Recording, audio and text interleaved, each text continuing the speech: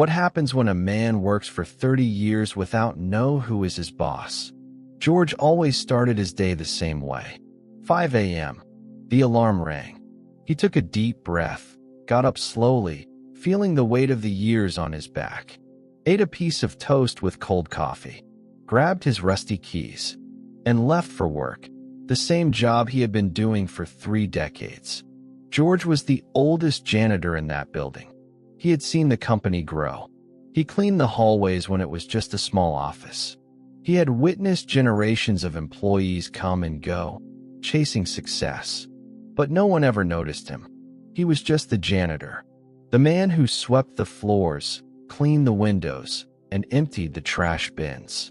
But what no one knew, George loved that place. To him, that building was his second home. He knew every corner, every desk, every strange sound from the air conditioner. And even if no one noticed him, he cared about that company. He made sure to leave everything spotless and organized, even if no one said thank you. Because deep down, he wanted people to feel good there. Over the years, George saw many new faces. Young people with dreams, ambitions, promising careers. Some were kind, others, not so much. There were those who laughed at him, whispered as he walked by, "Is that old guy still working here? 30 years cleaning floors? What a sad life." But George never answered back. He just smiled faintly and kept doing his job. Because deep down, he knew something they didn't. And every day, without fail, George walked past the CEO's office. The frosted glass door always closed. Employees whispered about the mysterious big boss, the billionaire who owned the company but hardly ever showed up. George had never seen him in person, and to be honest, he didn't even care. To him, the CEO was just a name on a plaque at the reception. But what George didn't know, that man knew exactly who he was, and he was about to change his life forever. For 30 years, George had given his heart to this company, but for some, he was invisible, or worse. George walked down the hallway with his mop, the same way he had for decades. A group of young executives in sharp suits passed by. They didn't even glance at him. For them, he wasn't part of the company. He was part of the furniture. Someone to step around, to ignore. They were too focused on their big deals, their important calls. Too focused on climbing the corporate ladder to notice the man who had been keeping their workspace clean for longer than they had been alive.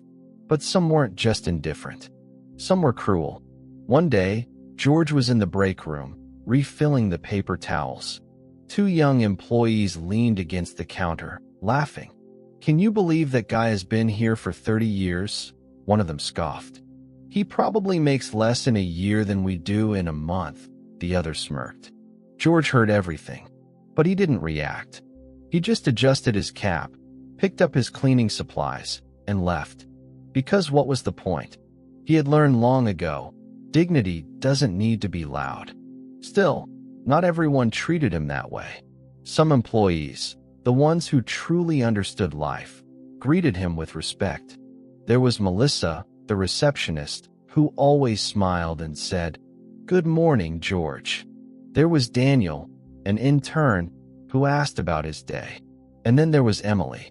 Emily was the one person in the company who always took the time to talk to him.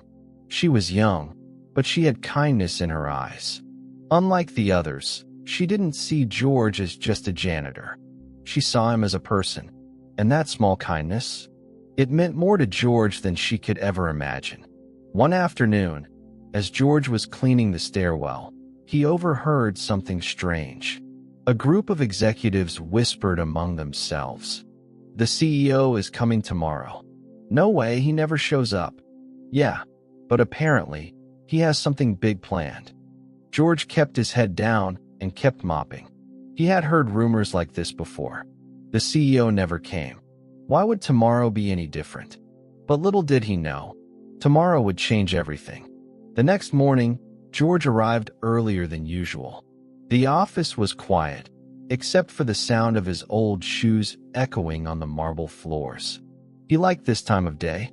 No one was rushing, no one was shouting into phones. Just peace, for a little while. As he walked past the front desk, he noticed something unusual. Emily, the receptionist, had her head down, shoulders shaking.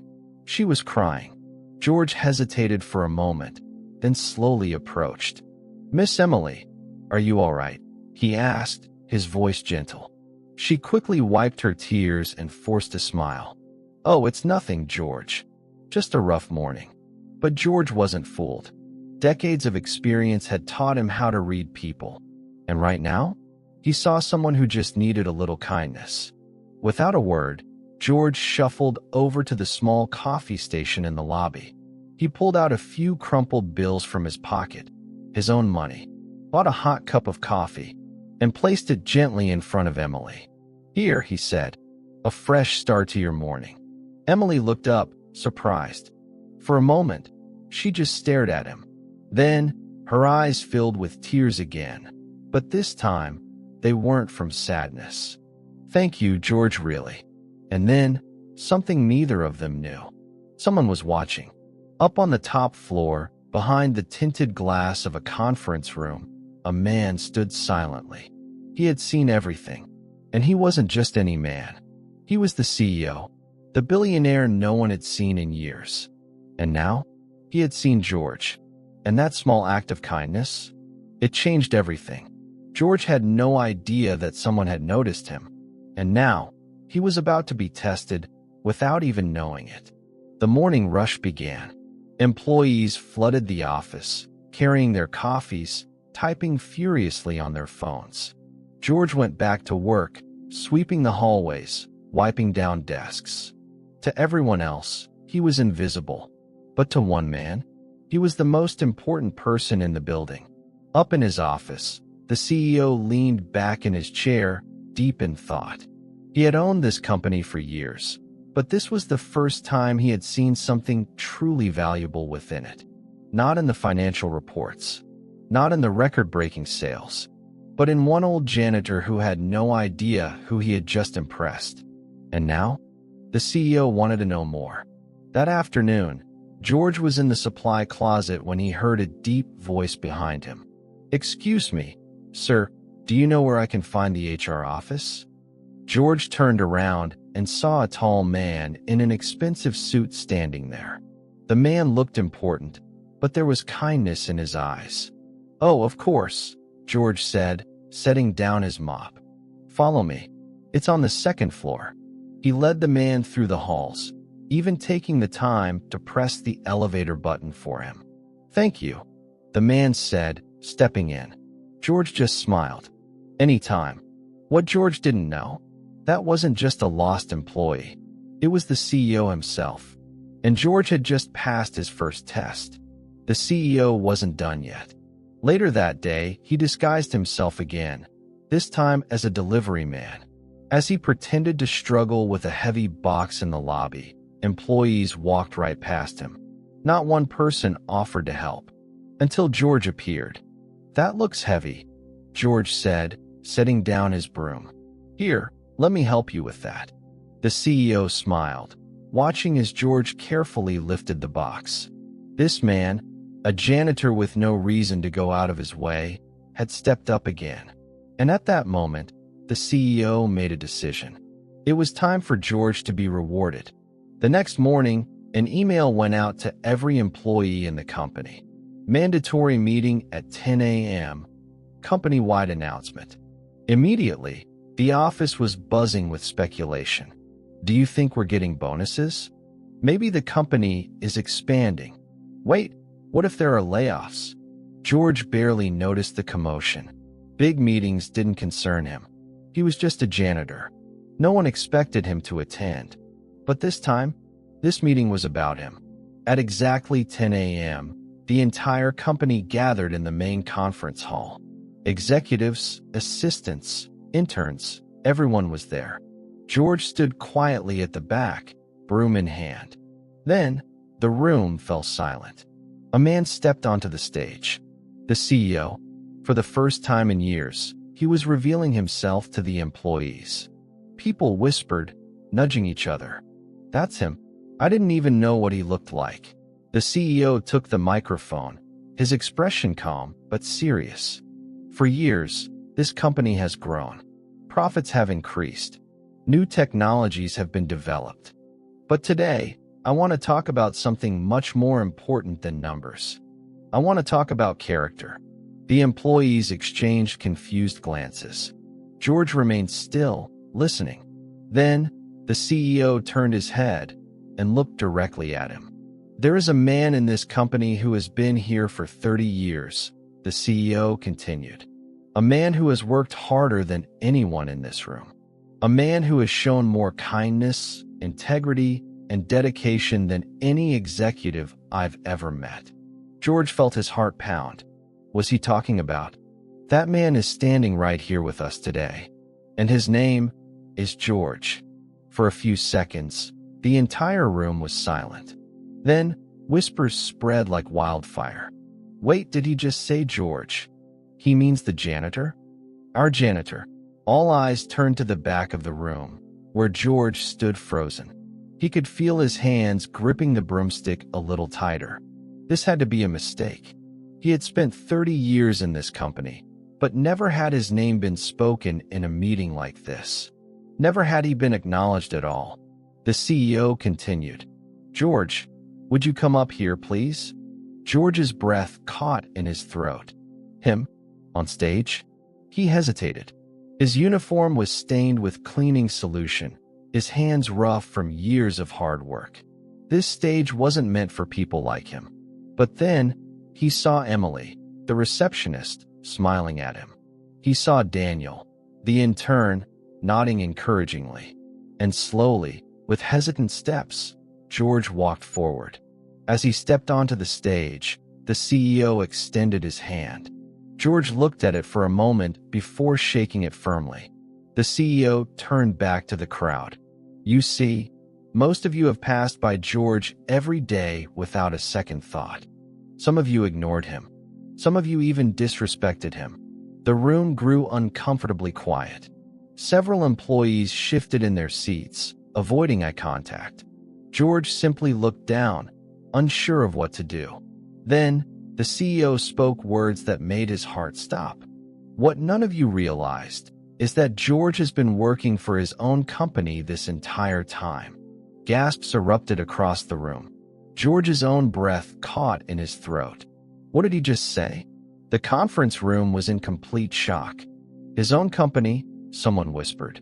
That doesn't make sense. George's face was frozen in disbelief. He had worked here for 30 years. He had mopped these floors, cleaned these offices, taken out the trash. How could this be his company? The CEO turned to George and smiled. Let me explain. He took a deep breath before revealing the truth. 30 years ago, a young man started working in this very building. He was determined, hardworking, and dreamed of building something great. But back then, he was just a name on a small office door. No one knew who he was. The employees listened intently. Over the years, that young man built this company from the ground up. He expanded, he invested, he turned this business into what it is today. But unlike other CEOs, he wanted to see what his company was really like from the inside. The entire room was dead silent. Then, the CEO turned to George. That young man was you. George felt his knees go weak. No, that can't be true, he muttered. His memories were blurry. He had been so young, struggling to make ends meet. Had he really? Had he really started this company? The CEO nodded. You founded this company, George. And when times got hard, you stepped away from the executive role. You took a different path, but you never truly left. Instead of sitting in an office, you worked among your employees. You saw how they treated people. You experienced everything firsthand. And yet, through all of it, you never lost your kindness. Tears welled up in George's eyes. He had spent decades thinking he was just a janitor, but he had been so much more. He had been the heart of the company all along. George felt lightheaded. The weight of the revelation pressed on his chest. This was his company, his hands, calloused from years of cleaning, trembled slightly. He looked out at the crowd of employees, many of whom had ignored him for years. And now, they were looking at him as if he were a king. The CEO continued, "George, you stepped away from leadership a long time ago, but your impact on this company never faded. You dedicated yourself to serving others, even when no one was watching. And because of that, I believe it's time for you to step into the role you were always meant to have." The employees held their breath. Then, the CEO turned to George and spoke the words that changed everything. "George, I want you to reclaim your place as chairman of the board." Gasps filled the room. Executives, interns, secretaries, everyone was in shock. Even George himself. "And me?" George stammered. "But I don't belong in an office. I belong." He looked down at the broom in his hands. The CEO smiled. "You belong wherever you choose to be. But the truth is, George, this company needs you. We need someone who understands what really matters. Not just profits, but people. You have spent 30 years proving what true leadership looks like.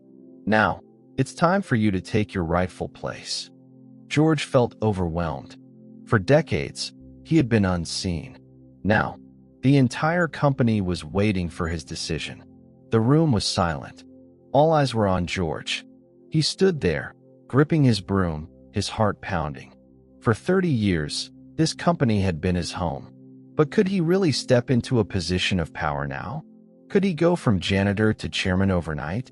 George took a deep breath and looked at the CEO. I don't know if I can do this," he admitted. "I've spent so long cleaning floors, not making business decisions." The CEO nodded, as if he had expected this hesitation. "Leadership isn't about making the biggest deals, George. It's about integrity, about treating people the way you always have, with kindness. That's something no business degree can teach. And you've already mastered it." George felt a lump form in his throat. Could it be true? Had he, in his own quiet way, been a leader all along? Slowly, George let go of his broom. He straightened his back, looking out at the employees before him. Some still looked stunned, but others looked hopeful. Emily, the receptionist, smiled at him with pride. Daniel, the intern, gave him an encouraging nod. Even some of the executives, the same ones who had ignored him before, were looking at him with newfound respect. And at that moment, George made his choice. "All right," he said, his voice steady. "I'll do it." The room erupted in applause. The CEO stepped forward and shook George's hand once more. "Welcome back, Mr. Chairman." George felt tears sting his eyes. For the first time in decades, he was seen, and not as just a janitor, but as the man who had built it all. The office buzzed with excitement. Employees whispered among themselves, still trying to process what had just happened. George, the janitor, was now chairman of the board. And yet, as he stood there on stage, he didn't feel any different. He was still the same man, the same person who had mopped these floors and emptied these trash bins.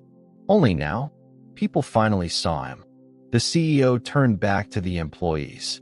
"Let today be a lesson to all of us," he said. "A lesson about respect, about dignity, about the fact that no job, no person, is beneath another. Because true greatness isn't about titles. It's about character." There was a long silence.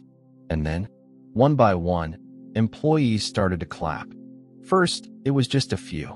Then, it grew louder, until the entire room was on their feet, cheering for George. For the man they had ignored. For the man they had underestimated. For the man who had always been so much more than a janitor. As the applause died down, the CEO smiled at George. "So, what do you say, Mr. Chairman? Ready to start this new chapter?"